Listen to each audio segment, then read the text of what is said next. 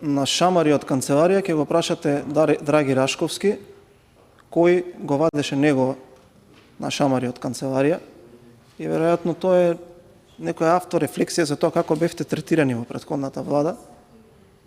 А од аспект на тоа кое што повторно го зборувавте, еве ви поставувам прашање: кој е тој амбасадор кој што добил 13% од собственоста?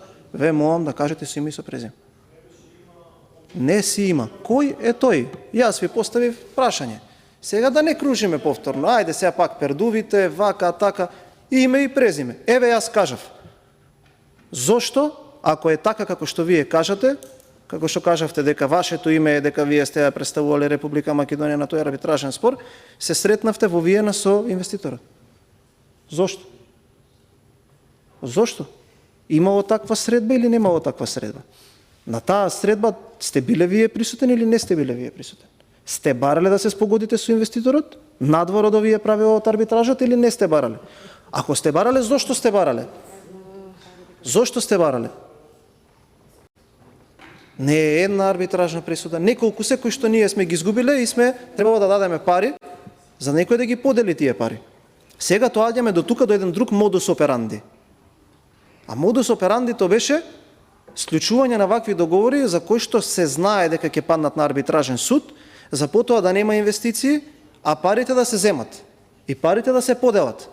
Една таква еклатантна инвестиција беше Митилинеос.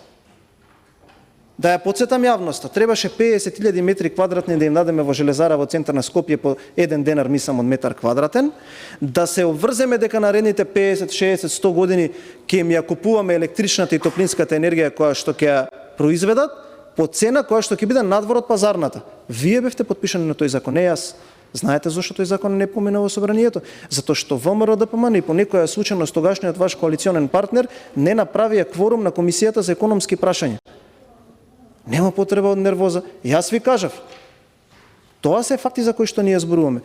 Суштината на делење на пари, губење на арбитражни спорови, заврши од кога ВМРО-ДПМН дојде на власт. Од 8 спорови кои што ни ги оставивте во наследство, 3 ги добивме, 450 милиони долари заштедивме во тој основ, имаме уште 5 и тие ќе ги добиеме. Тие ќе ги добиеме. Така ние претпоставуваме дека треба да се заштити државниот имот, се извинувам. А сите други работи се растурени пердови. Затоа ве замолувам, кога дебатирате со мене или со било кој друг од нашата пратеничка група и од коалицијата, кажете имиња и презимиња. Кажете го тој тогаш. Толку и толку. Кажал тоа. Тоа е суштината. Ние можеме сега тука да си измислуваме приказни колку сакаме. Ако е така како што вие кажувате, еве јас ви давам соодветни контрааргументи, ама не е. Затоа што и вие знаете.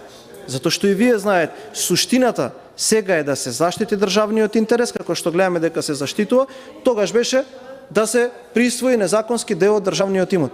Тоа е едноставно.